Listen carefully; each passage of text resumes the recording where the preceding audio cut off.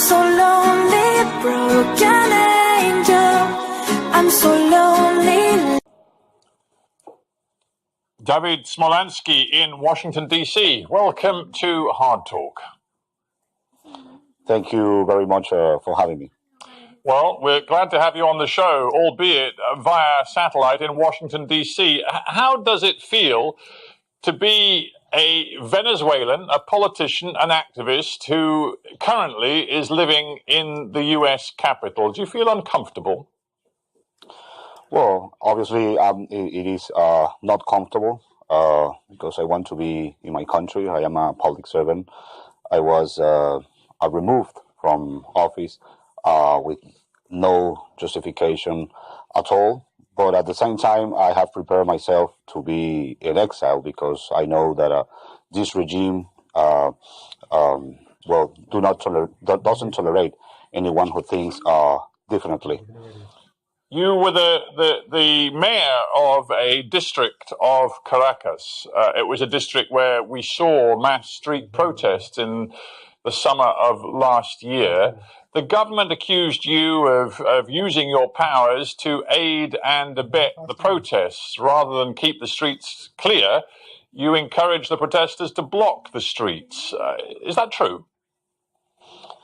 It is not true. First of all, our laws and our constitution guarantee the right that any citizens could protest.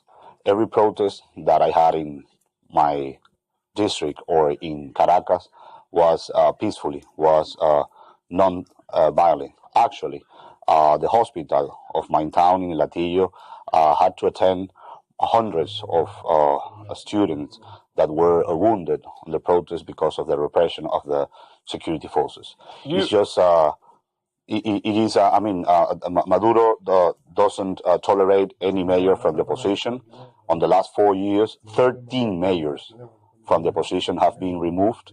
We represent 10 million of the population of Venezuela. That's 1/3 of Venezuelan population. As you say, the Supreme Court removed you from office. It didn't remove you from the country. That was entirely your decision, as it became clear that you were going to be imprisoned for 15 months on these charges of aiding and abetting the protest. You didn't stay to sort of face the music. You chose to flee. And I wonder, in retrospect, given that, some other Venezuelans, politicians, including the leader of your own party, Leopoldo Lopez, have taken a very different decision. They've decided to stay and fight. Do you regret your decision? I do not regret. I went to clandestinity for 35 days. When I was in clandestinity, security forces were looking after me. My family was threatened. A team of my team was also threatened, and I decided to flee the country because I think I could do more in exile to recover democracy and freedom in Venezuela. So it's a very personal decision. I do not regret it, and I have a history with this because my grandparents left the Soviet Union in 1927. My father left Cuba in 1970. Now I had to leave Venezuela in 2017, so I know a little bit about what it is to flee a country because of dictators.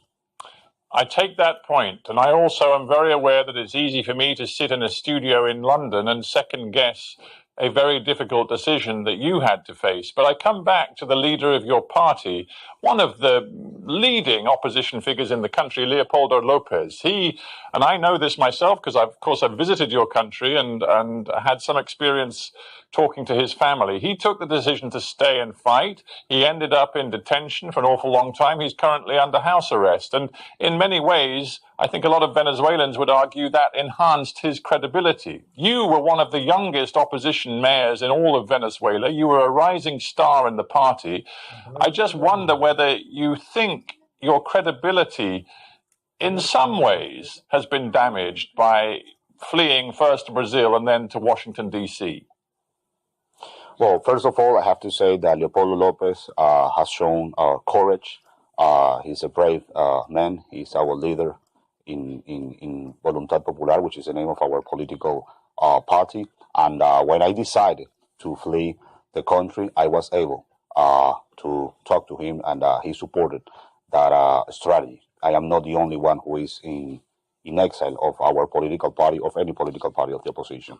And second, I'm not concerned about my credibility, because at the end of the day, you build credibility when you have clear convictions. I mean, my convictions in Washington D.C., Brazil, or anywhere if I go, is the same that I had when I was in Venezuela, and I'm working really hard to recover democracy, to recover freedom, to recover security, and being able to go back to Venezuela and being part of that generation that will rebuild our country that is suffering too much of a humanitarian crisis.